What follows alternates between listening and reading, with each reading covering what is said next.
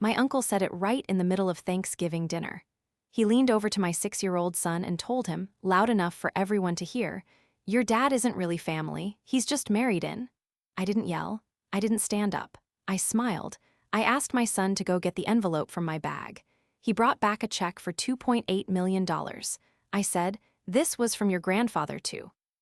And my uncle couldn't leave the table fast enough when he realized what he was about to hear. The dining room went completely silent. 43 people had been talking and laughing 5 seconds earlier. Now everyone was staring at the cream-colored envelope in my son's hands. The chandelier above the table was too bright. I could see every expression. My mother's mouth was open. My sister had stopped cutting her turkey. My uncle, Richard, had gone pale. His wife touched his arm. He didn't move. I held the envelope but didn't open it yet. My husband reached under the table and squeezed my hand once. That was all I needed. "Let me tell you how we got here. My family has always been the kind that believes money should stay in the bloodline. My mother told me that when I was 12. She said it while we were folding laundry in the basement. She didn't look at me when she said it. She just kept folding. I asked her what she meant. She said, 'You'll understand when you're older.' I understood right then. She meant that the people we married didn't count. They were accessories, guests. Temporary, my father never corrected her. My uncle Richard nodded along whenever the subject came up. My grandmother, before she died, used to say that family was everything, but she only ever meant the people who shared her last name. I married Michael when I was 28. He's a high school teacher. He loves his job. He makes $53,000 a year. My mother cried at the wedding, not happy tears. She pulled me aside before I walked down the aisle and asked if I was sure. I told her I'd never been more sure of anything. She said, "You could have done better." I said, "Better at what?" She didn't answer. My uncle Richard gave a toast at the reception. He welcomed Michael to the family, but the way he said it made it clear that Michael was being welcomed into something he would never actually belong to. Michael heard it. He squeezed my hand under the table the same way he did tonight. He has always known exactly when I need that. They tested him constantly. My uncle Richard would ask him about investments at family dinners. Michael would say he didn't really follow the stock market. Richard would laugh and say, "Well, someone's got to keep an eye on the money, right?" My sister, Caroline, asked Michael once if he felt weird about me making more than him. Michael said no. She said, "Really? Most men would." Michael said, "I'm not most men." She looked at me like I'd made a mistake. I looked back at her and didn't say anything. I was working in corporate finance at the time. I made $92,000 a year. Caroline worked in marketing for our uncle's company. She made $68,000. She acted like she ran the world. When I got pregnant, my mother told me I should quit my job. She said it would be better for the baby if I stayed home. I told her I liked my work. She said, "Michael's salary isn't enough to support a family. You'll need help." I told her we'd be fine. She said, "I'm just saying, if you need anything, you can ask." That was the first time I realized she thought we were struggling. We weren't. I had been promoted twice. I was making $137,000 by then. Michael and I had bought a house, 3 bedrooms, good school district. We didn't need help, but I didn't correct her. I let her think what she wanted to think. It felt strategic, even though I didn't know why yet. My son was born in March. My mother came to the hospital. She brought a bassinet. She said, "I know you two probably can't afford one of the nice ones." I thanked her. I didn't tell her we'd already bought one. Organic mattress. Convertible crib, $600. Michael had picked it out. He'd spent 2 weeks researching safety ratings. When my mother left, Michael looked at me and said, "Are you going to tell her?" I said, "Tell her what?" He said, "That we're doing fine." I said, "Not yet." I started my own consulting firm when my son was 18 months old. I didn't tell anyone in my family. I worked from home. I built it slowly. I took on 3 clients the first year, then 7, then 12. I specialized in financial restructuring for mid-sized companies. I was good at it, better than good. My clients referred other clients.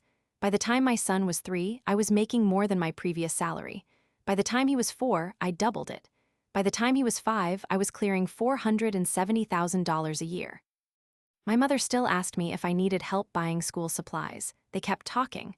My uncle Richard told Michael at a family barbecue that he should think about getting his master's degree. He said, "You could make real money with a graduate degree. Teaching is noble, but it doesn't pay the bills."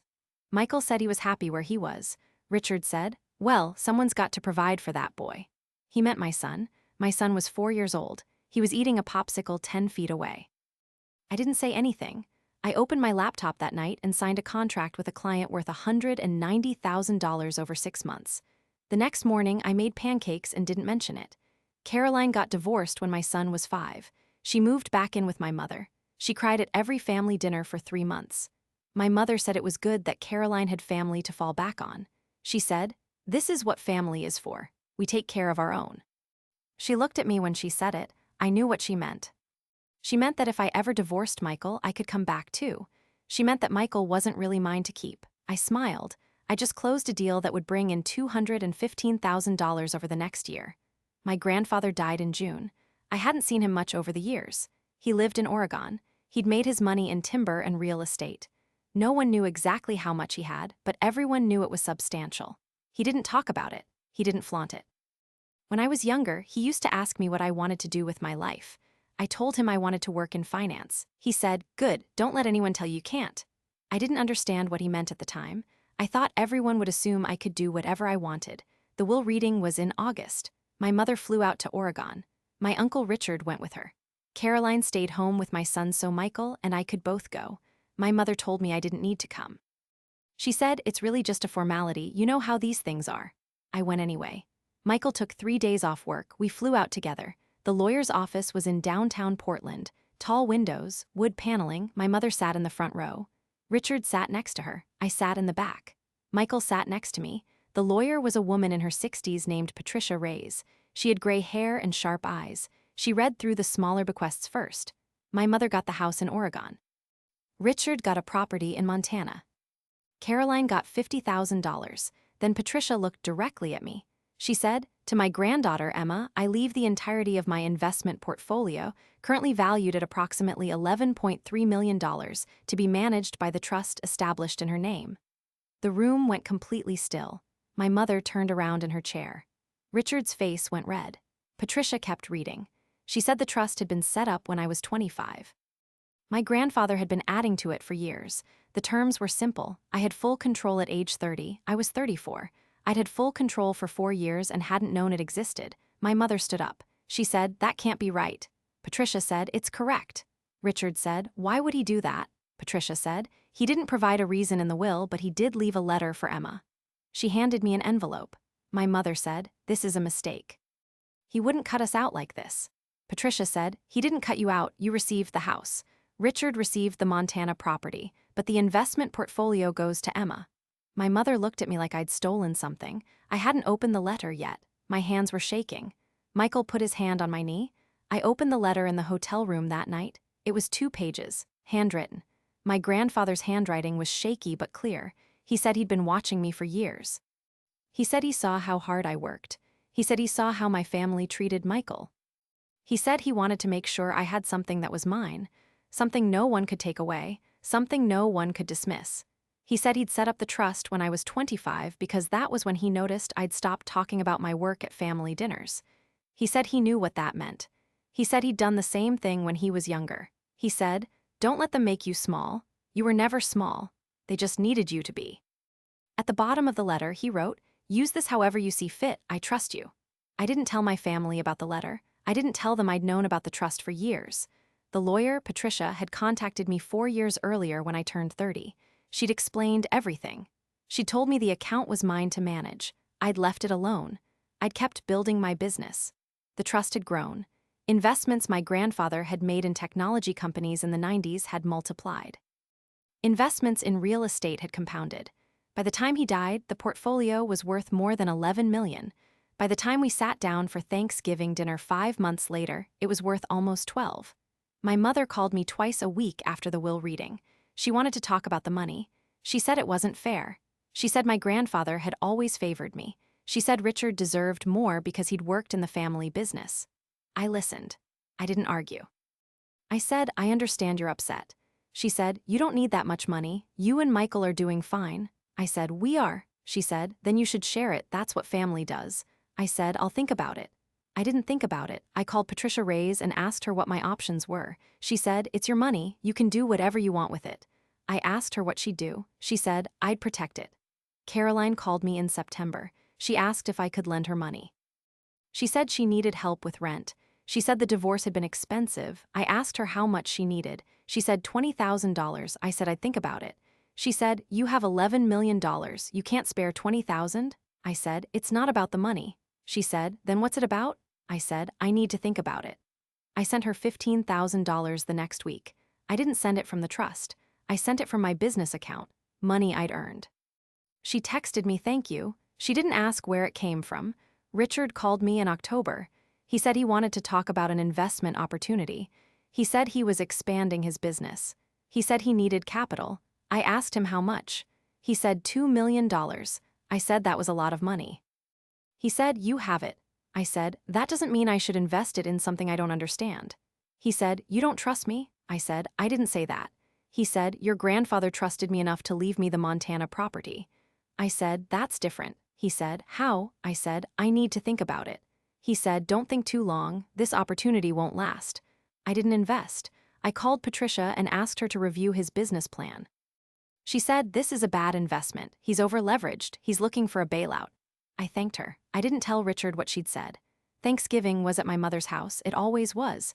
She'd been cooking for 3 days. Turkey, stuffing, mashed potatoes, green bean casserole, 3 kinds of pie. 43 people were coming, extended family, friends of the family, people I barely knew. My mother had assigned seats. She always did. Michael and I were at the far end of the table. Away from the center, away from my mother and Richard. My son sat between us. He was 6 years old. He was excited about the mashed potatoes. He didn't know what was coming. Neither did anyone else. Richard arrived late. He always did. He made an entrance. He hugged everyone. He shook hands. He clapped people on the back. He sat down next to my mother. He poured himself wine. He didn't look at me. My mother said grace. Everyone held hands. She thanked God for family. She thanked God for the food. She thanked God for the blessings we'd been given. She didn't mention my grandfather. She didn't mention the will. She didn't mention the money that had changed everything 5 months earlier. When she finished, everyone said amen. Then Richard leaned over to my son. He said it loud enough for the people around him to hear. He said, your dad isn't really family. He's just married in. My son looked up at him. He didn't understand. He looked at Michael. Michael's face didn't change. He just looked at Richard. Richard smiled. He said, it's true, your mom's family is the real family. Your dad is just here because he married your mom. My son looked at me. I could see the confusion in his eyes. He was trying to figure out if what Richard said was true. If his dad didn't really belong, if we were somehow split into categories he didn't know existed. I didn't yell. I didn't stand up. I smiled. I asked my son to go get the envelope from my bag. He nodded. He climbed down from his chair. He walked to the living room where I'd left my purse. The table had gone quiet. People were watching. Richard was still smiling. He thought he'd made a point. He thought he'd put Michael in his place. My mother was looking at her plate. Caroline was looking at me. Michael squeezed my hand under the table. My son came back with the envelope. It was cream-colored, thick paper, expensive. I'd prepared it 3 days earlier. I'd known this moment was coming. Maybe not this exact moment, but something like it, something that would force me to choose between staying quiet and protecting my family. I held the envelope. I didn't open it yet. I said, Richard, you're right, family is everything. He nodded. He thought I was agreeing with him. I said, that's why I want everyone here to know what family really means. I opened the envelope. Inside was a check, $2.8 million, made out to the children's hospital where my son was born, a donation in my grandfather's name. I held it up so everyone could see. I said, this was from your grandfather to the hospital that saved your life when you were born. My son had been premature, 6 weeks early. He'd spent 2 weeks in the NICU. The hospital had been extraordinary. The doctors had been extraordinary. Michael and I had never forgotten. We talked about making a donation someday. When I'd gotten the trust, I'd known exactly what I wanted to do with part of it. Not all of it, but enough to matter. Enough to show my son what family really meant. Not bloodlines, not last names, not who was married in and who wasn't, but who showed up, who stayed, who fought for the people they loved. I said, my grandfather left me his investment portfolio because he believed I would use it the right way, not to hoard it, not to hold it over people, but to take care of the people who matter. I looked at Richard. I said, Michael is family. He has been family since the day I married him. He will be family until the day I die, and if you ever speak to my son like that again, you will not be welcome at any table I sit at. The room was completely silent. Richard's face had gone from pale to red. My mother was staring at the check. Caroline's mouth was open. My son was looking at me with wide eyes. He didn't fully understand what had just happened, but he understood enough. He understood that I had defended his father. He understood that the check in my hand meant something important. Michael's hand was still in mine under the table. He hadn't let go. Richard pushed his chair back. He said, "You can't talk to me like that." I said, "I just did." He said, "Your grandfather would be ashamed of you." I said, "My grandfather trusted me with his life's work because he knew exactly who I was. He knew I would protect the people who deserved protecting. He knew I wouldn't let people like you decide who counts as family." Richard stood up. His wife stood up with him. He said, "We're leaving." I said, "That's your choice." He walked toward the door. His wife followed. He stopped at the threshold. He turned around. He said, "You'll regret this." I said, "No, I really won't." He left. The door closed behind him. 41 people sat at the table in complete silence. My mother looked at me. She said, "Emma, that was unnecessary." I said, "No. It was exactly as necessary as it needed to be." She said, "He's your uncle." I said, "And Michael is my husband, and that is my son. And they will never sit at a table where they are treated as less than family." My mother didn't respond. She looked down at her plate. Caroline cleared her throat. She said, "Can someone pass the rolls?" Dinner continued. People started talking again, quietly at first, then louder. My son climbed back into his chair. He whispered, "Mom, is Dad really family?" I said, "Dad is the most important family we have." He nodded. He seemed satisfied. He went back to his mashed potatoes. Michael leaned over. He said, "You didn't have to do that." I said, "Yes, I did." He said, "I can handle Richard." I said, "I know you can, but you shouldn't have to. If you have ever been counted out by someone who should have known better, you already know what that silence feels like. You know what it's like to sit at a table and smile while someone diminishes you. You know what it's like to let it happen because fighting back feels like it would cost too much. But there comes a point where the cost of staying silent is higher than the cost of speaking up. I had reached that point. I had spent years building something my family didn't know existed. I had spent years being underestimated. I had spent years watching them treat Michael like he didn't matter. And I was done. After dinner, my mother pulled me aside. She said, "You embarrassed Richard in front of everyone." I said, "He embarrassed himself." She said, "He's family." I said, "So is Michael." She said, "You know what I mean." I said, "I do, and that's the problem. You think bloodlines matter more than commitment. You think being born into this family means more than choosing to stay in it. But Michael chose me. He chose our son. He chose this life. Richard was just born into it. He didn't choose anything. He just showed up and expected to be treated like he mattered more." My mother didn't respond. She walked away. I didn't follow her. Caroline found me in the kitchen. She said, "That was intense." I said, "It needed to happen." She said, "Are you really giving away $2.8 million?" I said, "Yes." She said, "That's a lot of money." I said, "It's the right amount." She said, "For what?" I said, "For showing my son what matters." She looked at me for a long moment. She said, "I never knew you had that kind of money." I said, "I know." She said, "Why didn't you tell us?" I said, "Because it wasn't any of your business." She nodded slowly. She said, "Fair enough." She left the kitchen. I stayed there alone for a few minutes. I could hear people talking in the other room, laughing, moving on. The moment had already started to fade for them, but not for me. Everything I had built was about to be tested in front of everyone who had absolutely no idea it existed. The day after Thanksgiving, I started moving pieces into place that had been waiting for months. Patricia Reyes had prepared everything I needed. We'd been working together since August, right after the will reading. She specialized in estate planning and asset protection. When I'd first called her, she'd asked me what I wanted to accomplish. I told her I wanted to make sure my family understood exactly where things stood. She asked what I meant. I told her about Michael, about my son, about the comments that had been building for years. She listened without interrupting. When I finished, she asked one question: "Do you want to protect what you have, or do you want to make a statement?" I thought about it for 3 seconds. Both. We'd built a structure that was simple and unbreakable. The trust my grandfather had established was already in my name. Patricia helped me create a separate entity for my consulting business. Everything was clean. Everything was documented. She told me in September that if anyone tried to contest anything, they wouldn't get far. She'd used the phrase bulletproof twice. I believed her, but protecting the money wasn't enough. I needed my family to understand that I'd been building something the entire time they'd been dismissing me.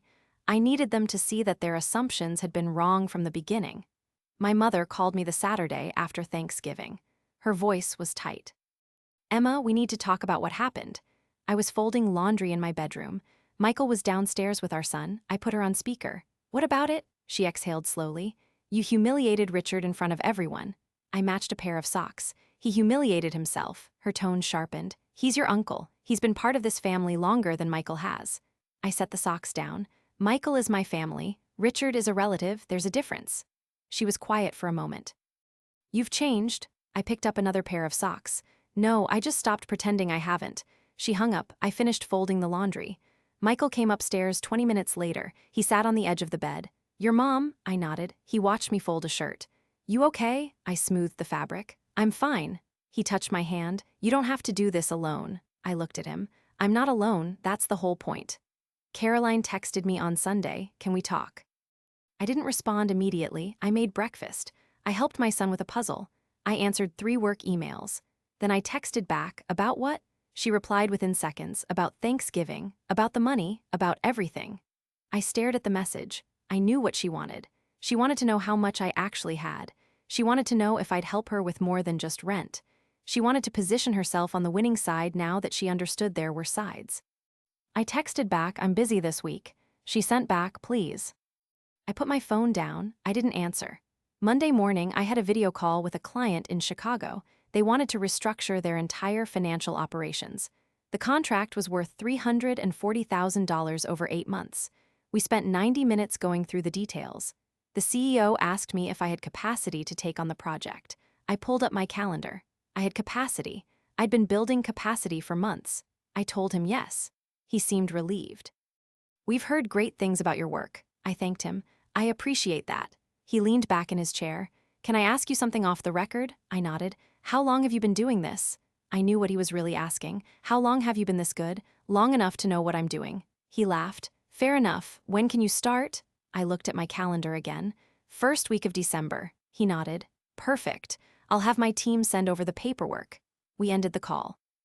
I sat at my desk for a few minutes. My home office was small. 1 desk, 1 chair, 1 window that looked out at the backyard. I'd built a 7-figure business from this room. My family had no idea. They thought I was doing freelance work, small projects, nothing serious. They thought Michael's teacher salary was what kept us afloat. They had no idea I was clearing more in a quarter than most of them made in a year. Tuesday afternoon, my mother showed up at my house unannounced. I was working. My son was at school. Michael was at work. I heard the doorbell and assumed it was a package. I opened the door. My mother stood on the porch holding a casserole dish. I thought I'd bring you dinner. I stepped aside. She came in. She set the casserole on the kitchen counter. She looked around like she was inspecting something. You've redecorated. I hadn't. Nothing had changed in 6 months. Not really. She touched the edge of the counter. It looks different. She was stalling. I waited. She finally turned to face me. Emma, I need to understand what happened on Thursday. I leaned against the counter. Richard insulted my husband in front of my son. I responded. She shook her head. That check, $2.8 million. Where did that money come from? I met her eyes. From the trust grandfather left me. Her expression shifted. You're just giving it away. I kept my voice level. I'm donating it to a hospital that saved my son's life. That's not giving it away. That's using it for something that matters. She looked at me like I'd said something in a foreign language. That money should stay in the family. I straightened up. It is staying in the family, my family, the one I chose. She started to say something then stopped. She picked up her purse. I don't know who you are anymore. I walked to the door and opened it. I'm exactly who I've always been. You just weren't paying attention. She left without saying goodbye. I closed the door. I went back to my office. I had work to do. Patricia called me on Wednesday. I heard from Richard's attorney. I sat up straighter. That was fast. Her voice was calm. He's threatening to contest your grandfather's will. He claims undue influence. I wasn't surprised. Can he do that? She made a sound that might have been a laugh. He can try. He won't win. Your grandfather was mentally competent. The will was properly executed. The trust was established years before he died. There's no case. I felt the tension in my shoulders ease slightly. What do we do? She didn't hesitate. Nothing. Let him file if he wants. We have everything documented. He'll waste his money on legal fees and get nowhere. I thanked her. She paused before hanging up. Emma, can I give you some advice? I told her yes. Don't let them drag you into their chaos. You've built something real. You've protected your family. That's what matters. The rest is noise. I told her I understood. After we hung up, I sat at my desk and thought about what she'd said. The rest is noise. My family had been noise for years. Constant, persistent, Easy to mistake for something important, but noise was all it was. Thursday evening, Caroline called. I almost didn't answer. Michael was cooking dinner. My son was doing homework at the kitchen table. I picked up on the fourth ring. Hey, Caroline's voice was careful. Hey, do you have a minute? I watched Michael stir something on the stove. A few. She took a breath. I wanted to apologize for not saying anything on Thanksgiving. When Richard said that to your son, I should have said something. I was quiet. She continued. I just froze. I didn't know what to do. I believed her. Caroline had always been conflict-averse. It's fine, she rushed ahead. It's not fine. Michael is family. Your son deserves better. We all do. I waited. There was more. She cleared her throat.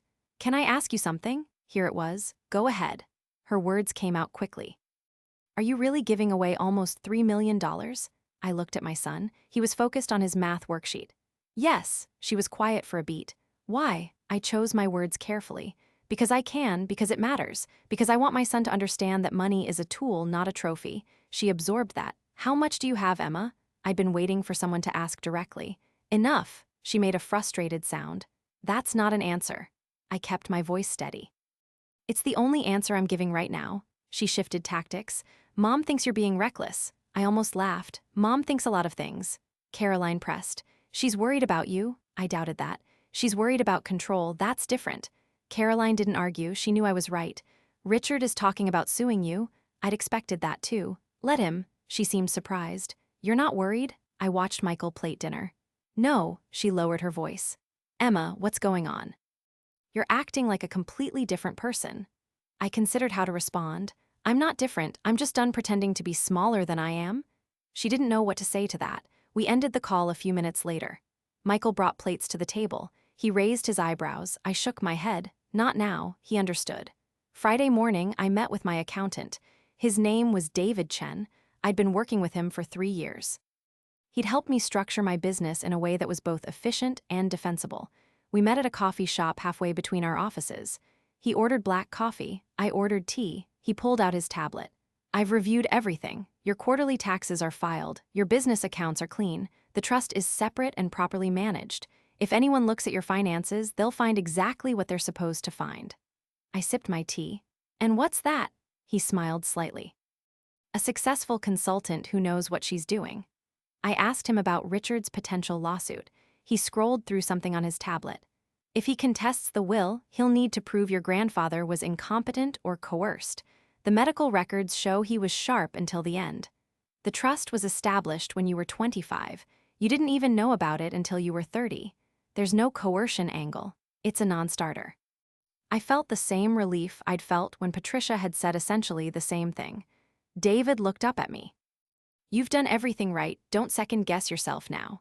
I left the meeting feeling more settled. I drove home. Michael's car was in the driveway. He'd taken a personal day. I found him in the living room with our son. They were building something with blocks. My son looked up. Mom, we're making a castle. I sat down on the floor with them. Michael handed me some blocks. We built in silence for a while. My son narrated the construction. Michael caught my eye once. He mouthed, "You okay?" I nodded. He went back to building. That weekend, I finalized the donation. Patricia had helped me set up the paperwork. $2.8 million to the Children's Hospital.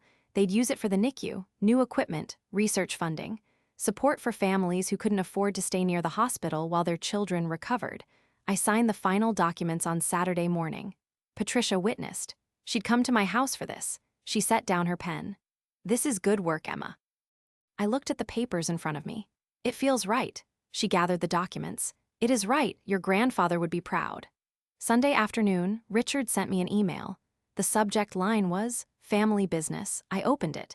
The message was 3 paragraphs long. He said I'd overreacted on Thanksgiving. He said he'd been joking with my son. He said family should be able to joke with each other without everyone getting offended. He said he was willing to overlook my behavior if I was willing to reconsider the donation. He said $2.8 million could do a lot of good within the family. He said Caroline needed help getting back on her feet. He said my mother's house needed repairs. He said I had more than enough to share. He ended with, "Let's talk about this like adults." I read it twice. Then I forwarded it to Patricia with one line, for the record. She replied within an hour, noted, "Do not respond." I deleted Richard's email. I spent the rest of the day with Michael and my son. We went to the park. We got ice cream. We came home and watched a movie. My son fell asleep on the couch.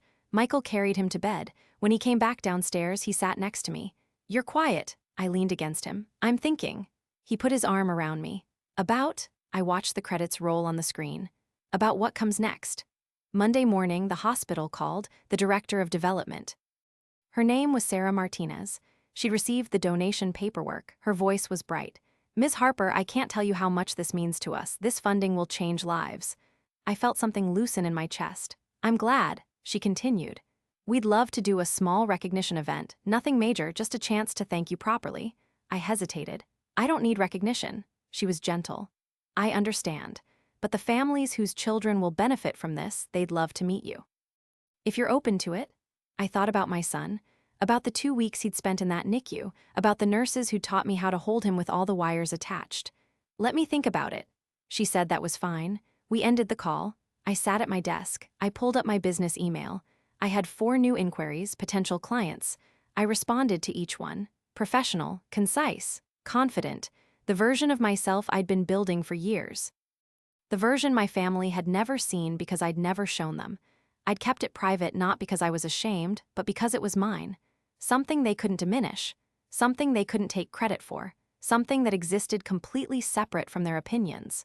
By Tuesday, I knew Richard was serious about the lawsuit. His attorney sent a formal letter to Patricia. She forwarded it to me with a note. "This is posturing. Don't worry." I read the letter anyway. It claimed my grandfather had been manipulated. It claimed I'd isolated him from the rest of the family. It claimed the trust was set up under false pretenses. Every claim was provably false. My grandfather had set up the trust through his own attorney. He'd been in regular contact with my mother and Richard until he died. He'd made his decisions independently. The letter was desperation dressed up as legal action. Patricia called me that afternoon. "I've drafted our response. It's thorough. It addresses every point they raised. It also makes clear that if they proceed with this, we'll pursue costs." I asked what that meant. "If they file and lose, which they will, we can ask the court to make them pay our legal fees. It's a way of discouraging frivolous suits." I liked the sound of that. "Do it." She promised to send everything over for my review. "Emma, this is going to get messy before it gets better." I appreciated her honesty. "I know." Wednesday morning, my mother called. I was in the middle of a client presentation. I let it go to voicemail. She called again 20 minutes later. I was still on the call. She called a third time an hour after that. I finally called her back. Her voice was strained. "Why aren't you answering?" I kept my tone neutral. "I was working." She made a dismissive sound. "Richard says you're threatening to sue him." I almost laughed. "That's backwards. He's threatening to sue me." She didn't seem to hear the distinction. "This family is falling apart because of you." I felt something cold settle in my stomach. "No, this family is falling apart because some people in it can't accept that I don't need their approval anymore." She inhaled sharply. "You've always been stubborn." I didn't take the bait. "I've always known my worth, you just didn't want to see it." She was quiet for a long moment. When she spoke again, her voice was different, smaller. "When did you get so hard?" I looked out my office window. My son was in the backyard with Michael. They were throwing a football. "I'm not hard, I'm just not soft in the places you want me to be." She hung up without saying goodbye. That evening, Michael found me in the office. I was reviewing contracts. He knocked on the doorframe even though the door was open. "You've been in here for 4 hours." I looked up. "I'm almost done." He came in and sat in the chair across from my desk. "Talk to me." I set down my pen. "About what?" He gave me a look. "About whatever is happening in your head right now." I leaned back. "I'm fine." He waited. He was good at waiting. I broke first. "My family thinks I'm destroying everything." He nodded slowly. "What do you think?" I met his eyes. "I think I'm protecting what matters." He stood up. He came around the desk. He pulled me up from my chair and wrapped his arms around me. I let myself lean into him. He spoke quietly. "You've been carrying this alone for a long time." I didn't deny it. "I didn't want to burden you." He pulled back enough to look at me. "We're married. We carry things together. That's the deal." I felt tears prick at my eyes. I blinked them back. "I know." He kissed my forehead. "Then let me carry some of this with you." Thursday, Patricia called with an update. Richard's attorney had responded to our letter. They were backing down slightly, not dropping the suit but requesting mediation. Patricia's tone was satisfied. "They know they don't have a case. Mediation is a face-saving exit." I asked what I needed to do. "Show up, listen, don't agree to anything. Let me handle the talking." I trusted her. "When?" She checked something. "They're proposing next week. Are you available?" I pulled up my calendar. I was. "Yes." She confirmed the details. I'll send you everything you need to prepare. Friday evening, I sat down with Michael and told him everything, not just the broad strokes, the details, how much money was actually in the trust, how much I made from my business, what Patricia and David had built to protect it all, what Richard was trying to do, what my mother had said, what came next. He listened without interrupting. When I finished, he was quiet for a moment. Then he asked one question, "Are you happy?" I thought about it. "I'm getting there." He reached across the table and took my hand. "Then that's all that matters." That night, after my son was asleep, I sat in my office and looked at the files Patricia had sent, documents, statements, correspondence. Evidence of everything I'd built over the past 6 years. Evidence of everything my family had missed. I thought about the mediation coming up. I thought about sitting across from Richard and whatever attorney he'd hired. I thought about my mother being there, probably, watching everything unfold. I thought about the moment when they would finally understand that I hadn't been lucky. I hadn't been given a gift I didn't deserve. I had been building something they couldn't see because they'd never bothered to look. Everything I had worked for was about to become visible, and I was ready. The mediation was scheduled for the following Thursday at 2 in the afternoon. Patricia had booked a conference room at a neutral law office downtown. She called me the day before to go over strategy. Her voice was all business. "Richard will bring his attorney. Your mother will probably be there. Caroline might come. They'll try to make you feel outnumbered." I was folding laundry while we talked. "I'm used to that." She made an approving sound. "Good, remember, you don't have to agree to anything. This is their attempt to avoid going to court, which they'll lose. We're here as a courtesy." I set down a shirt. "What if they make a reasonable offer?" She was quiet for a beat. "Define reasonable." I thought about it. "I don't know." Her tone softened slightly. "Then the answer is no. You don't negotiate when you don't know what you want." Michael drove me to the mediation. My son was at school. We'd arranged for him to go to a friend's house after. Michael parked 2 blocks away. He turned off the engine. "Do you want me to come up?" I shook my head. "Patricia will be there." He looked at me for a long moment. "You're going to be fine." I believed him. I got out of the car. I walked into the building. The law office was on the 7th floor, glass doors, expensive furniture in the waiting area. A receptionist who smiled like she'd been trained to. She directed me to conference room B. Patricia was already there. She stood when I entered. "You're early, good." I sat down across from her. "What should I expect?" She opened her briefcase. "Posturing, emotion, attempts to make you feel guilty. None of it matters. Stay calm. Let me do most of the talking." Richard arrived 10 minutes later with an attorney I didn't recognize. The man was in his 50s, gray suit, expensive watch. He introduced himself as David Brennan. Richard didn't look at me. He sat at the opposite end of the table. His attorney sat next to him. My mother arrived 5 minutes after that. She looked tired. She sat next to Richard without saying hello. Caroline came in last. She hovered near the door like she wasn't sure if she should stay. Richard gestured to the empty chair. She sat down. The mediator arrived exactly at 2. Her name was Helen Morse. She was probably 60, short gray hair, calm demeanor. She sat at the head of the table and explained the process. We were here to find common ground. Everything said in this room was confidential. She hoped we could reach an agreement that worked for everyone. She looked at me when she said that last part. I didn't react. She turned to Richard's attorney. "Mr. Brennan, would you like to start?" He cleared his throat. "My client believes the trust established by his father was the result of undue influence exercised by Ms. Harper over several years." Patricia didn't even look up from her notes. "That's demonstrably false." Brennan continued as if she hadn't spoken. "The trust was established when Ms. Harper was 25. She had significant contact with her grandfather during that period. We believe she used that contact to manipulate him into favoring her over other family members." Patricia set down her pen. Her voice was level. "Your client's father established the trust through his own attorney. Ms. Harper didn't know about it until she was 30. She had no involvement in its creation. If you're planning to argue otherwise, I'd like to see your evidence." Brennan shifted. "We believe the pattern of favoritism speaks for itself." Patricia smiled slightly. "Patterns aren't evidence." Helen intervened. "Let's focus on finding solutions rather than assigning blame. Mr. Brennan, what is your client hoping to achieve today?" Richard leaned forward. He spoke directly to me for the first time. "I want what's fair." I met his eyes.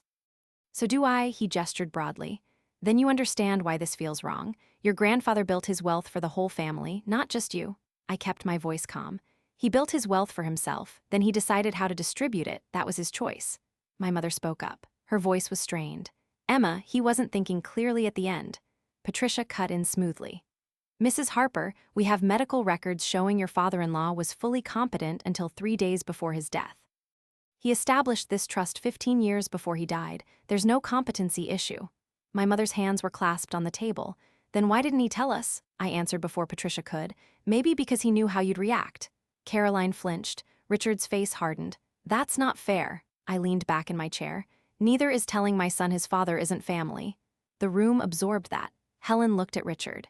Is that what prompted this situation? Richard waved a hand. I was joking. She overreacted. I spoke before I could stop myself.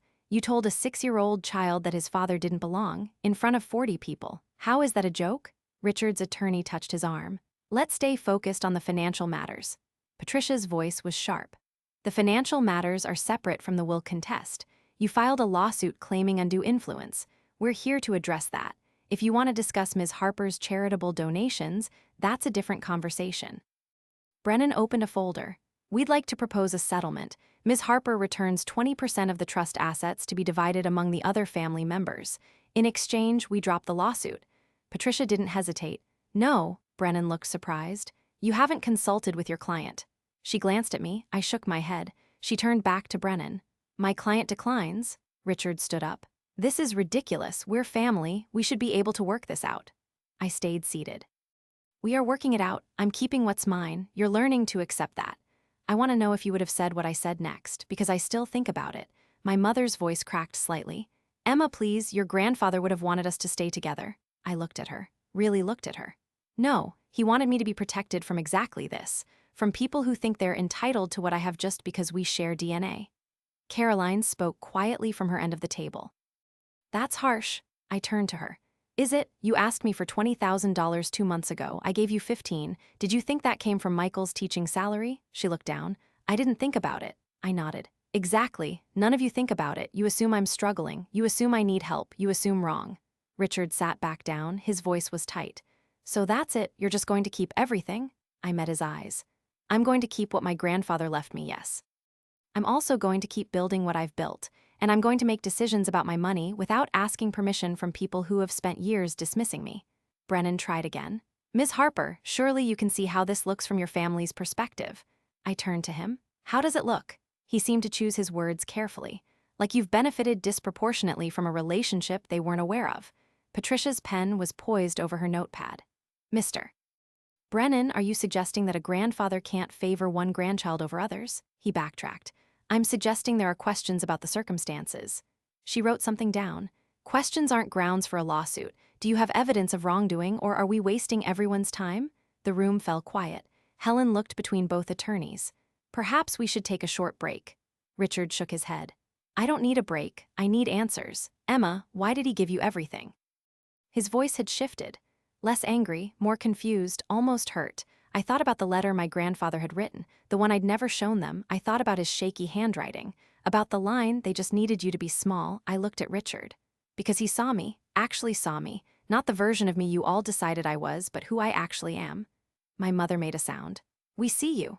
I shook my head. No, you see a struggling mother who married poorly and needs help. You don't see someone who's built a business, someone who makes strategic decisions, someone who doesn't need you. Caroline's voice was barely audible. You really make that much? I turned to her. More. Richard laughed, but it sounded forced. Doing what? You work from home? I smiled. It wasn't kind. I run a financial consulting firm. I specialize in restructuring for mid-sized companies. My clients pay between $150,000 and $400,000 per contract. I currently have 7 active contracts. Patricia shot me a warning look, but I was done being careful. Last year, I cleared $683,000 in revenue. This year, I'm on track for over $900,000. The silence that followed was different. Richard stared at me. My mother's mouth was open. Caroline looked like I'd slapped her. Brennan glanced at his notes like they might have changed. Helen was the first to speak. That's impressive. I kept my eyes on Richard. My grandfather knew. He asked me about my work every time we talked. He knew what I was building. He knew I didn't need his money to survive. But he also knew that having it would give me options. Freedom, security, he was right. Richard found his voice. Why didn't you tell us? The question hung there. I thought about all the times I'd stayed quiet, all the times I'd let them assume, all the deflections and half-truths. because it was mine. The one thing you couldn't take credit for or minimize or explain away. I built it myself, and I wanted to keep it separate from all of this. I gestured at the table, from people who would turn it into something to fight about. My mother's hands were trembling slightly. You let us think you were struggling. I didn't deny it. You assumed I was struggling. I never said I was. She looked at me like I was a stranger. You took money from me for your son's school things. I remembered that. Last year, she'd insisted on giving me $200 for school supplies. You insisted on giving it to me. I tried to say no. You wouldn't listen. She absorbed that. You could have told me you didn't need it. I leaned forward. Would you have believed me? The question sat heavy. We both knew the answer. She'd believed what she wanted to believe, that I was the daughter who'd made poor choices, who needed guidance, who needed saving. Telling her otherwise wouldn't have changed anything. Caroline spoke into the silence. What about the donation? The $2.8 million? I turned to her. What about it? She struggled. That's real money, I nodded. It is, and it's going to save lives. Children who come into that hospital will have better care because of it. That matters more to me than keeping every dollar I have. Richard tried a different approach. His voice was quieter now. Emma, I'm sorry about what I said to your son. I was out of line. I waited. He continued. But this lawsuit isn't about that. It's about fairness, about making sure everyone in this family is taken care of. I tilted my head. You have money, Richard. You have the Montana property. You have your business. What exactly do you need from me? He hesitated. It's not about need, it's about principle. I almost laughed. No, it's about control. You're upset because for once you're not the one making decisions about family money. Patricia checked her watch. Ms. Harper, may I speak with you privately for a moment? We stepped into the hallway. She closed the door behind us. You're doing well in there, but you're giving them too much information. I knew she was right. I'm tired of hiding. She studied my face. I understand, but strategic silence is different from hiding. You don't owe them an explanation. I looked through the glass panel in the door. My family was clustered at one end of the table, talking among themselves. What do you think they're saying? Patricia followed my gaze. They're recalibrating. You just changed the entire power dynamic in that room. We went back in. Richard's attorney was the first to speak. My client would like to revise his proposal. Patricia sat down. We're listening. Brennan looked at his notes. A 10% distribution from the trust. That's approximately $1.1 million divided among the 3 other family members, in exchange for dropping the lawsuit and signing a release preventing future claims. Patricia wrote something down. No, Brennan looked frustrated. Ms. Reyes, that's a reasonable offer. She set down her pen. Mr. Brennan, your client has no legal standing. The will is valid. The trust is valid. Ms. Harper has done nothing wrong. We're not negotiating because there's nothing to negotiate. My mother spoke directly to me. Emma, please, can't we find some middle ground? I looked at her. What middle ground? I keep what's mine and everyone else accepts that. That's not middle ground, that's reality. She pressed her palms together. $1 million would change Caroline's life. It would help Richard expand his business. It would let me retire comfortably. I felt something cold in my chest. And what about my life? What about my son's future? What about the fact that I've worked for everything I have? Caroline spoke up. You didn't work for the trust. She was right. I acknowledged it. No. I didn't. My grandfather gave me that, but I also didn't ask for it. I didn't manipulate him. I didn't isolate him from anyone. I was his granddaughter. I had conversations with him. I answered when he called, that's all. Richard cut in. We would have done the same if we'd known he was planning this. I met his eyes. But you didn't know because you didn't pay attention. You assumed he'd split everything evenly. You assumed wrong. If you are still here, hit like. I need to know you saw that. Brennan tried once more. Ms. Harper, litigation is expensive, emotionally and financially. Even if we don't prevail, the process itself could take years. Wouldn't you prefer to settle this now? Patricia answered before I could. Mr. Brennan, are you threatening to drag this out regardless of merit? He backtracked. I'm simply pointing out the reality. She leaned forward. Then let me point out another reality. If you file a frivolous lawsuit, we will pursue sanctions. We will ask the court to award costs and fees. Your client will spend a significant amount of money to achieve nothing. Is that really what you're advising? The room shifted. I could see Brennan doing calculations. Richard looked less certain. My mother was watching me with an expression I couldn't read.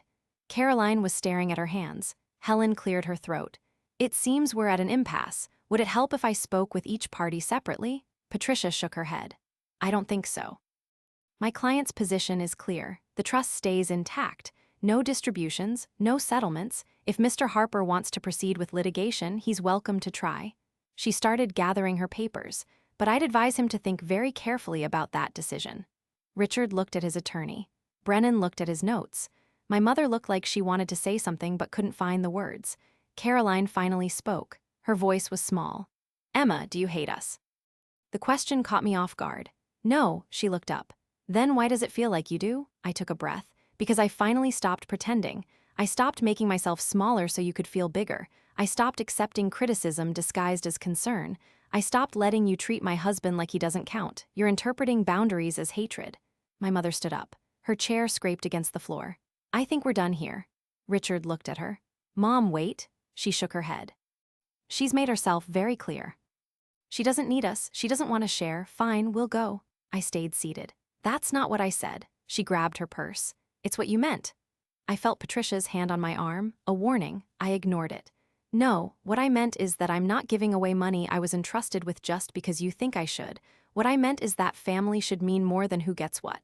What I meant is that I'm done being treated like I don't matter." She stopped at the door. When she turned back, her face was different. Harder. "You matter, you've always mattered, but you've changed into someone I don't recognize." I stood up finally. "I haven't changed, you're just finally seeing me." We stared at each other across the conference room, years of unspoken things hanging between us. She left first. Richard followed. His attorney gathered his things quickly. Caroline hesitated at the door. She looked back at me. For what it's worth, I think Grandpa made the right choice. Then she left too. Helen started to say something about scheduling another session. Patricia cut her off politely.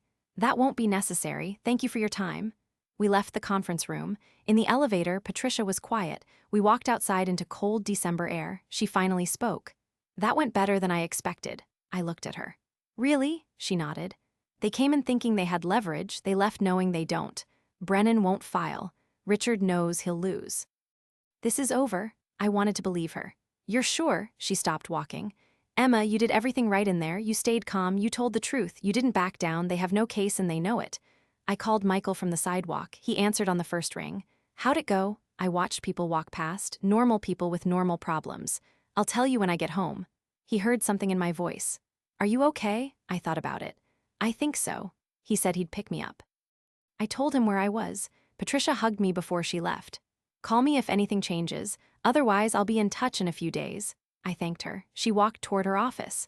I stood on the corner and waited for my husband. Michael pulled up 10 minutes later. I got in the car. He didn't ask questions. He just drove. We picked up our son from his friend's house. He was full of stories about their afternoon, building blanket forts, playing video games, eating pizza. Normal 6-year-old things. We drove home. Michael made dinner. Our son did homework. I sat at the kitchen table and watched them. This was what I'd been protecting. Not money, not pride. This, my family, the one I'd chosen, the one that mattered. After dinner, Michael and I sat on the back porch. Our son was inside watching a movie. The sun was setting. Michael handed me a cup of tea. "You want to tell me what happened?" I took the cup. "They wanted me to give them money." I said no. "They tried to make me feel guilty." "It didn't work." He sat next to me. "Good." I sipped the tea. It was too hot. "My mother says I've changed." He was quiet for a moment. "Have you?" I thought about the person I'd been 10 years ago, the one who would have apologized for taking up space. Maybe, or maybe I just stopped pretending. He put his arm around me. "Either way, I like who you are." I had one more thing to say. 2 days later, Patricia called. Brennan withdrew the lawsuit. I was at my desk working on a proposal for a new client. "Just like that?" Her voice was satisfied. "Just like that. He filed a notice of voluntary dismissal this morning. It's over." I set down my pen. "Did Richard say anything?" She made a thoughtful sound. "Not to me. But Brennan mentioned in his email that his client had decided to respect his father's wishes. I think that's lawyer speak for we know we can't win." I felt something loosen in my chest. "So it's really over." She confirmed, "It's really over, you won." I didn't feel like I'd won anything. I just felt tired.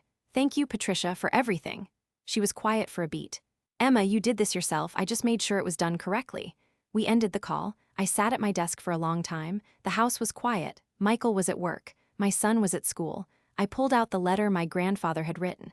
I'd read it a dozen times, but I read it again. "Don't let them make you small. You were never small, they just needed you to be." I folded the letter carefully. I put it back in my desk drawer. I opened my laptop. I had work to do, a proposal to finish. A call scheduled for 3 o'clock. A business to run, a life to live. The lawsuit was over, but my family would need time to process what had happened. Or maybe they wouldn't. Maybe they'd keep seeing me the way they'd always seen me. It didn't matter as much as it used to. I knew who I was. My husband knew. My son would know when he was old enough to understand. That was enough. The hospital called the following week. Sarah Martinez. She asked again about the recognition event. I thought about my grandfather, about how he'd built his wealth quietly, about how he'd never needed anyone to know how much he had. But I also thought about the nurses who'd saved my son's life, about the families who'd sat in that waiting room with me, terrified and hopeful. I told Sarah yes. We scheduled it for January. She said it would be small, just a few families. The medical staff who'd benefit from the equipment, a chance to say thank you. I said that sounded perfect. Christmas came. We didn't go to my mother's house. She didn't invite us. We spent it at home, just the three of us. We opened presents. We made breakfast. We watched movies. Our son didn't ask why we weren't with the rest of the family. He seemed happy with just us. In the afternoon, Caroline texted, "Merry Christmas." I wrote back, "You too." She sent a photo of herself at my mother's house. The tree in the background. She looked tired. I didn't ask how everyone was doing. I didn't offer to come over. I just sent back a heart emoji and put my phone away. New Year came and went. I landed 2 new clients in early January. The Chicago contract was going well. My revenue projections for the year were solid. Michael got nominated for a teaching award at his school. Our son lost his first tooth. Normal life continued. Better than normal. We were building something together. Not just security, not just success, but peace. The kind that comes from knowing you don't have to defend yourself to people who should already know your worth. The hospital event was on a Friday in mid-January. Michael came with me. We left our son with a babysitter. The event was in a small conference room at the hospital, maybe 30 people. Sarah Martinez greeted us at the door. She introduced me to the head of the NICU, a doctor named Rachel Chen. Dr. Chen shook my hand. "Ms. Harper, I can't adequately express what this donation means. We're going to be able to upgrade equipment that's been out of date for years. We're going to fund research into complications we've never had the resources to study. You're going to save lives." I felt Michael's hand on my back. I'm glad I could help. They'd set up a small plaque. It was tasteful, simple, in memory of my grandfather, in honor of the families who'd been through what we'd been through. Dr. Chen gave a short speech. She talked about the NICU, about the babies who'd survived there, about the parents who'd kept vigil. She thanked me again. Then she introduced a woman named Maria. Maria's daughter had been born at 26 weeks. She'd spent 3 months in the NICU. She was 4 now, healthy, thriving. Maria cried when she talked about the nurses who'd taken care of her daughter, about the equipment that had kept her alive, about the hope she'd found in that unit. After the event, Dr. Chen pulled me aside. "Would you like to see the NICU?" I hesitated. Michael nodded encouragement. We followed Dr. Chen through the hospital. The NICU looked different than I remembered. Newer equipment in some areas, the same worn chairs in the waiting room, the same hushed atmosphere. Dr. Chen showed us the isolette where our son had spent his first 2 weeks. A different baby was there now, tiny, fighting. I felt tears prick my eyes. Michael took my hand. We drove home in silence. Michael finally spoke when we were a few blocks from our house.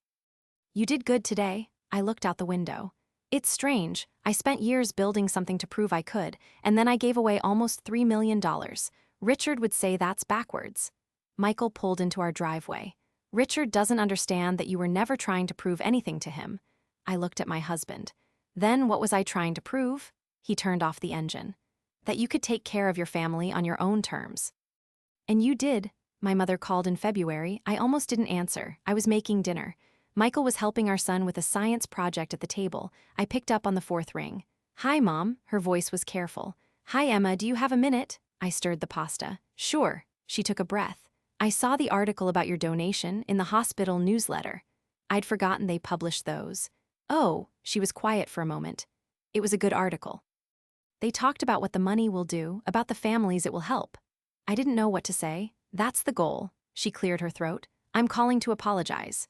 I set down the spoon. "For what?" Her voice was thick. "For not seeing you, for assuming I knew what your life was like, for treating Michael the way I did for a lot of things."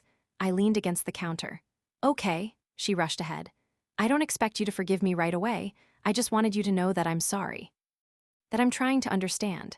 I watched Michael help our son glue something to poster board. "I appreciate that." She asked if we could have lunch sometime. I told her I'd think about it. We ended the call. Michael looked up from the table. "Your mom?" I nodded. He raised his eyebrows. Progress? I thought about it. Maybe we'll see. Our son held up his science project. Mom, look. I walked over to the table. He'd built a model of the solar system. The planets were different sizes. Different colors. Some were closer to the sun. Some were far away, all of them moving in their own orbits. All of them part of the same system. I told him it looked perfect. Did I go too far? My mother still says what I said in that conference room was cruel. Caroline thinks I could have handled it with more grace. Richard hasn't spoken to me since, but Michael says I did what I had to do. My son doesn't know any of this happened. He just knows his father belongs at our table. He just knows we're a family. And my grandfather, wherever he is, I think he'd say I used his gift exactly the way he intended. To protect what matters, to build something lasting, to refuse to be small. But I want to know what you think. Tell me in the comments. Spring came. My business continued to grow. I signed 3 more contracts in March alone.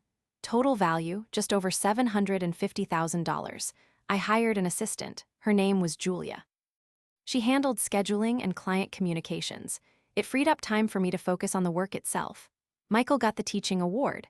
The ceremony was at his school on a Thursday evening. Our son sat in the front row and clapped louder than anyone when they called Michael's name.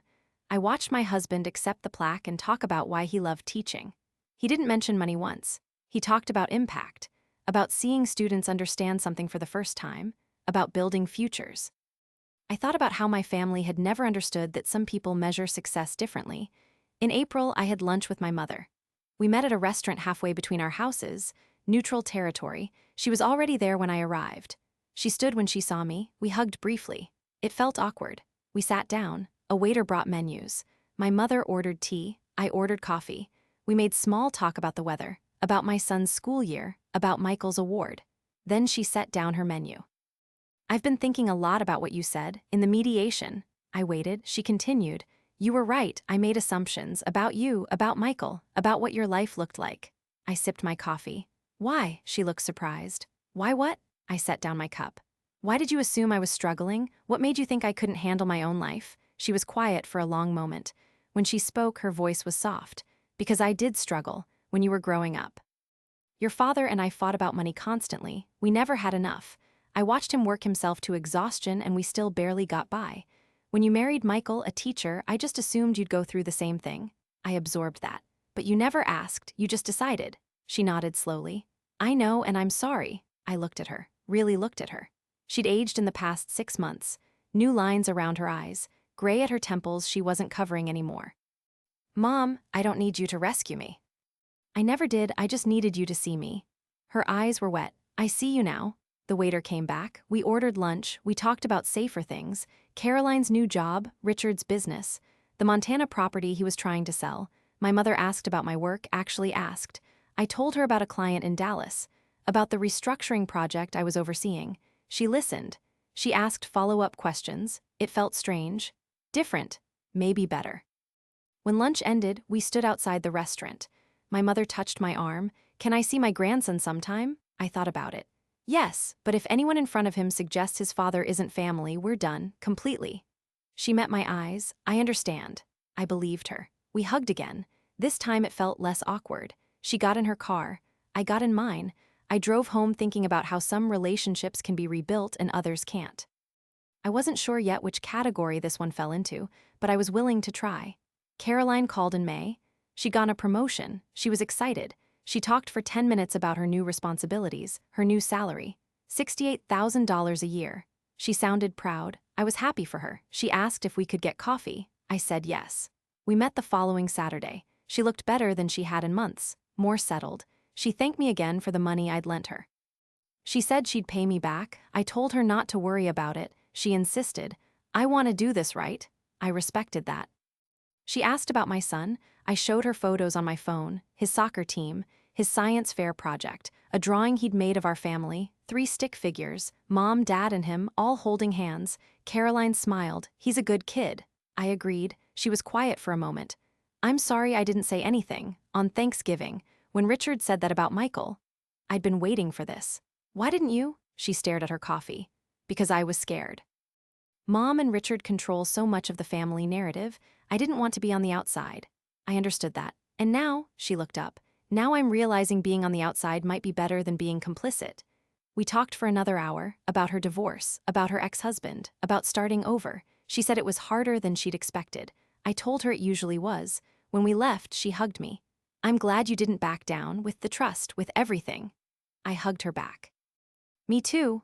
I didn't know if Caroline and I would ever be close, but maybe we could be honest. That felt like enough. Richard never called. I heard through Caroline that he'd sold the Montana property in June. He'd gotten a good price, over $1 million. He was using it to expand his business. She said he asked about me once, asked how I was doing. She'd told him I was fine. He'd nodded and changed the subject. I didn't know if he'd ever apologize. I didn't know if it mattered anymore. Some people can't admit when they're wrong. I'd learned to accept that. The NICU upgrades were completed in July. Dr. Chen sent me photos, new monitors, new isolettes, a renovated family room where parents could rest. She said they'd already seen improvements in outcomes. Babies who might not have survived a year ago were thriving. I showed the photos to Michael. He put his arm around me. "Your grandfather would be proud." I thought about the letter in my desk drawer, about how he trusted me to do the right thing. I hope so. My son started first grade in August. He made friends quickly. He loved his teacher. One afternoon, he came home with a project about families. He'd drawn our house, our family. He'd included my mother in the picture. She was standing a little apart from the rest of us, but she was there. I asked him about it. He shrugged. "Grandma is family. She just lives somewhere else." I kissed the top of his head. "That's right, buddy." He went back to coloring. I watched him for a moment. He didn't carry any of the weight I'd carried. He just knew he was loved. That was all that mattered. In September, Patricia called with news. Richard's attorney had reached out, not about the trust, about something else. Richard wanted to sell the family business. He was asking if I wanted to buy in. Patricia's tone was carefully neutral. "It's a legitimate opportunity. The business is profitable, but it would also tie you to Richard long-term." I didn't need to think about it. "No," she sounded relieved. "I thought you'd say that. I'll let them know." I thanked her for everything she'd done. She reminded me I had her number if anything changed. I told her it wouldn't. October brought cooler weather. Michael and I took our son to a pumpkin patch. We picked pumpkins. We went through a corn maze. We drank apple cider, normal family things. That evening, Michael carved the pumpkins while our son directed him. "No, Dad, the eyes should be bigger." I watched from the kitchen while I made dinner. This was what I'd been protecting all along. Not money, not pride. This, the ordinary moments, the life we'd built together. My consulting business crossed $1 million in revenue in November. I'd been tracking it all year. When the number finally tipped over, I sat at my desk and stared at the spreadsheet. $1 million from nothing. From a home office and a laptop and clients who believed I could help them. I called Michael at work. I did it. He knew immediately what I meant. "I'm proud of you." I hung up and sat in the quiet of my office. I thought about all the times my family had dismissed what I did. All the times they'd assumed I was barely getting by. All the times I'd let them think it because it was easier than fighting. I didn't regret keeping it private, but I didn't regret revealing it either. Sometimes the truth is the only weapon you need. Thanksgiving came again. We didn't go to my mother's house. We had dinner at home, just the three of us. My mother had invited us, but I'd politely declined. Maybe next year, maybe not. We made turkey and stuffing and all the traditional foods. Our son helped make pie. He got flour everywhere. Michael took photos. After dinner, we watched football. Our son fell asleep on the couch between us. Michael looked at me over his head. "Happy?" I thought about everything that had happened in the past year. The mediation, the lawsuit that never happened, the donation. The rebuilt relationships and the ones that stayed broken. "Yeah, I am." In December, the hospital invited us back for a small ceremony. They'd named a wing of the NICU after my grandfather. The Harper family wing. They'd put up a plaque with his name, with the date of his birth and death, with a quote, "For the children who fight and the families who hope." Dr. Chen gave a speech about what the donation had accomplished. 15 babies had survived in the past year who might not have without the new equipment. 15 families had gone home whole. Maria was there. Her daughter was 5 now. She ran up to me and showed me a picture she'd drawn. It was of the hospital, of the doctors and nurses. She'd written "thank you" in crayon at the top. After the ceremony, Michael and I stood in front of the plaque. Our son was playing with Maria's daughter across the room. Michael read the quote aloud. "For the children who fight and the families who hope." He looked at me. "Did you choose that?" I nodded. "Felt right?" He squeezed my hand. "It is right. All of this is right." We watched our son laugh with the little girl who'd been in the NICU the same time he was. 2 kids who'd fought to survive, who'd made it, who had futures ahead of them because of equipment and doctors and families who refused to give up. Christmas was quiet. My mother came to our house this time. She brought gifts for our son. She was careful around Michael, polite, respectful. She stayed for a few hours. She left before dinner. It wasn't perfect, but it was progress. Caroline stopped by later with gifts. She seemed lighter, happier. She'd met someone new. She showed me a photo on her phone. He looked kind. I told her I was happy for her. She hugged me before she left. I'm glad we're figuring this out. I was too. New Year's Eve, Michael and I stayed up after our son went to bed. We sat on the back porch wrapped in blankets. It was cold. Clear, we could see stars. Michael raised his glass. To the year we stopped pretending. I raised mine. To the year we started living. We clinked glasses. We sat in comfortable silence. At midnight, fireworks went off somewhere in the neighborhood. We watched them through the trees. Michael pulled me closer. What are you thinking about? I thought about my grandfather, about the trust, about the business I'd built, about the family I'd chosen and the family I'd been born into, about the difference between the two. I'm thinking about how my grandfather gave me more than money. He gave me permission to be exactly who I am, to refuse to shrink, to protect what matters. And I'm thinking about how I'm going to pass that on to our son. Michael kissed the top of my head. You already are. I leaned into him and watched the last of the fireworks fade. My hands weren't shaking. My chest wasn't tight. I wasn't waiting for the other shoe to drop. For the first time in years, maybe ever, I felt completely at peace. My consulting business is still growing. I'm on track to clear $1.3 million this year. I have a waiting list of clients. Julia handles most of the administrative work now. I focus on strategy and execution. Michael still teaches. He turned down an offer to move into administration. He loves the classroom too much. Our son is thriving. He's in second grade. He plays soccer. He's learning piano. He's happy. That's all that matters. My mother and I have lunch once a month. We talk about surface things mostly. Sometimes we go deeper. She's trying, I'm trying. Caroline and I text regularly. We see each other every few weeks. She's engaged now. She asked me to be in her wedding. I said yes. Richard and I have not spoken since the mediation. I heard he sold his business last month. I heard he's moving to Montana. I don't know if that's true. I don't particularly care. The Harper family wing at the hospital saved 23 babies last year. 23 families went home with children they might have lost. I think about that sometimes when I'm working, when I'm negotiating contracts or restructuring finances or making decisions about my business. I think about how money is just a tool. What matters is what you build with it, what you protect, who you save. I do not regret what I said in that conference room. I do not regret keeping the trust. I do not regret the donation. I do not regret finally standing up and refusing to be small. My grandfather saw something in me that my family missed. He trusted me to use what he left me wisely. I hope I have. I know I've tried. So tell me, did I go too far when I exposed everything in that mediation? Should I have found a way to share the money to keep the peace? Or was protecting my family and my boundaries exactly what I should have done? I genuinely want to know what you think. Tell me in the comments.